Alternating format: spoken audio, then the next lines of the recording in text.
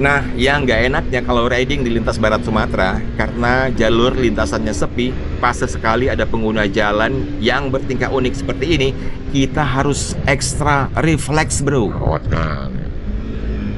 Tapi kalau ditanya, enak gak ya touring di lintas barat Sumatera? Oh, enak banget, bro.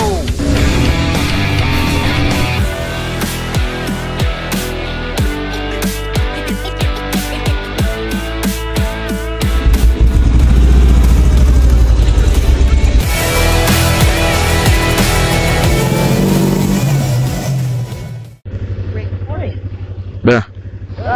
Bismillah. Ini kemana kita ya, lupa. Kiri atau kanan sih?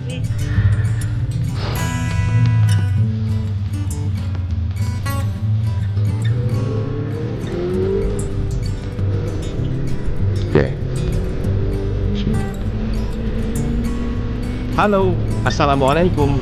Balik lagi kita ke Motomorfosa, dan kita masih menonton petualangan epic solo touring ayah dan anak dengan Yamaha New MT-25 dari BSD Tangsel ke Banda Aceh sejauh kurang lebih 2.600 km melalui jalur lintas barat Sumatera. Tayangan kali ini episode ke-8 masih menceritakan pengalaman kami di hari kedua. Pengalaman saat kami melintasi jalur lintas barat Sumatera antara Kecamatan Bengkunat dan Kecamatan Ngambur, Kabupaten Pesisir Barat Lampung. Wih, cakep. Vibes di Sumatera ini, khususnya jalur lintas barat, memang beda, bro. Kondisi jalannya sepi dan pemandangannya indah. Sepanjang perjalanan, anak saya Darvis menanyakan berbagai hal tentang apapun yang dia lihat dan diketahuinya tentang Sumatera. Kalau di Aceh itu semuanya bisa nikmat. Apa? Dan kali ini kami pengen ngajak kalian untuk menonton indah dan sepinya vibes di jalur lintas barat Sumatera ini. Enjoy!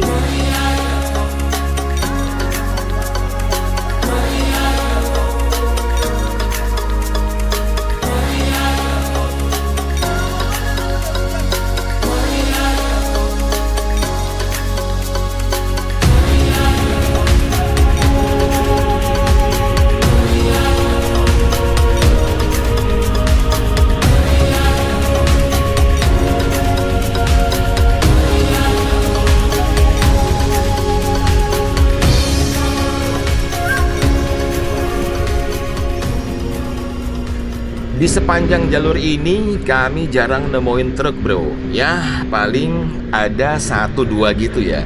Nggak seperti jalan nasional di Jawa yang kalau nggak truk, mobil atau motor pun memenuhi ruas jalan, sehingga riding pun jadi kurang seru.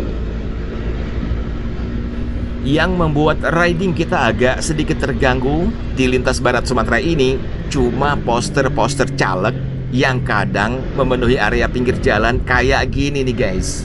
Males kan? Malas sekali lihat poster-poster calegnya.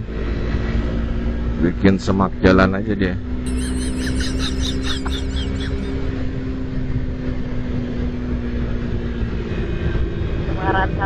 Touring bareng anak itu memang sesuatu banget, bro. Gas station stops and fast food runs, making memories fast.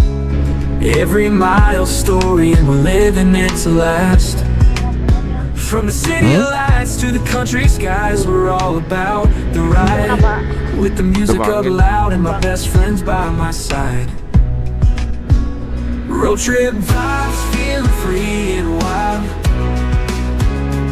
Every mile's a new adventure, every laugh a new smile.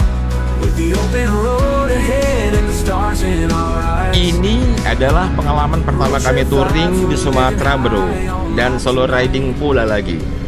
Saya sering ditanyain, enak nggak ya solo touring? Oh, jelas enak. Walaupun saya juga sering touring bareng, tapi tetap aja solo touring itu lebih enak. Karena solo touring itu nggak perlu harus koordinasi, jalan terus atau berhenti ya.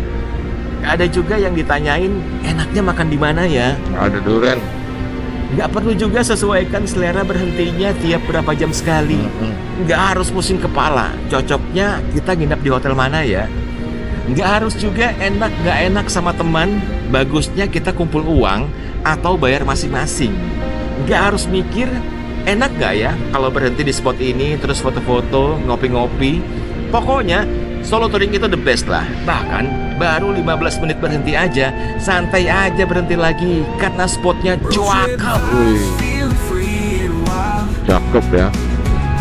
Every mile's a new adventure, every life a new smile.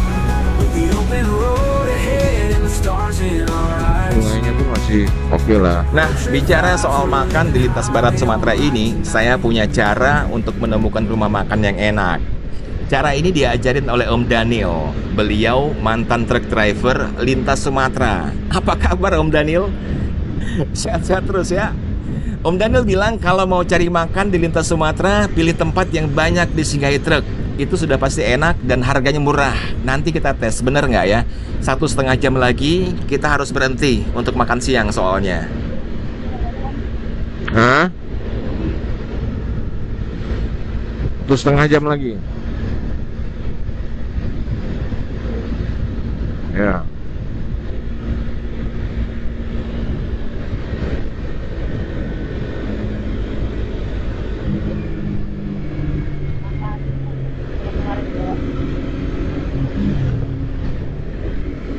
Enggak enak. Kita cari tempat-tempat yang ada truk berhenti aja. Itu biasanya ketekawan enak.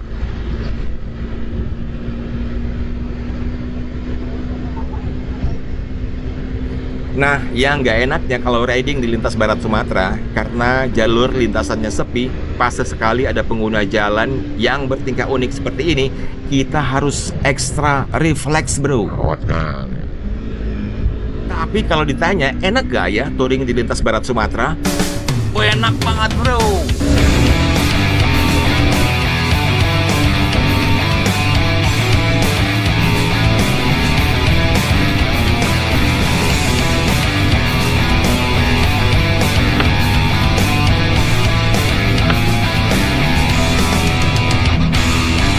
Lintas barat Sumatera jalurnya sepi. Walaupun ada truk tapi jarang dan sepi juga dari mobil atau motor yang lalu lalang.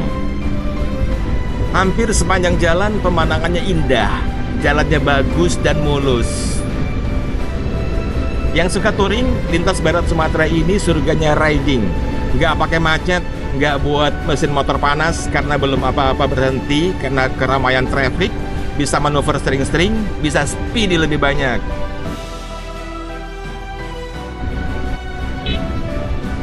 Tapi, walaupun sepi, justru harus ekstra hati-hati ya. Jalur yang sepi bisa lambat refleks kalau tiba-tiba ada kendaraan nyalip di tikungan dari arah berlawanan. Makanya kendurin gas pas mau masuk tikungan di lintas barat ini wajib banget hukumnya. Nggak kayak di Jawa sepengalaman saya yang lintasannya lebih rame, jadi kita udah selalu aware sepanjang jalan yang walaupun speedy, tapi nggak terlalu sering banget kayak di lintas barat Sumatera ini.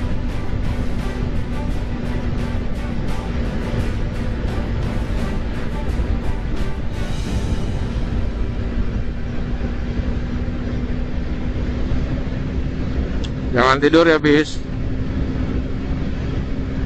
Suaranya nggak dengar. Nah, akhirnya setelah sepanjang 400-an kilometer dari BSD, kita ketemu juga dengan tanda-tanda hujan. Tapi kita nggak pakai jas hujan dulu ya. Kita siap-siap aja memakai bantal sepatu. Kenapa nggak pakai jas hujan dulu? Nah, ada alasan tersendiri kenapa kita nggak pakai dulu jas hujan. Ntar kita bahas di episode-episode selanjutnya aja ya. Udah mulai hujan dikit. Kalau lebat kita berhenti, ganti pakai jas mantel sepatu. Suara kamu kecil.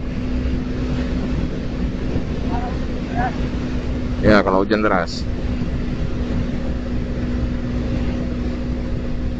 Ya, lihat dari depan nggak ada orang yang pakai jaket mantel. Sumatera itu kalau mau makan cari rest area atau warung yang banyak berhenti sekarang saya praktekin ya, saya mau buktikan bener nggak. Itu kata udah Daniel, pasti enak makanannya. Bismillah.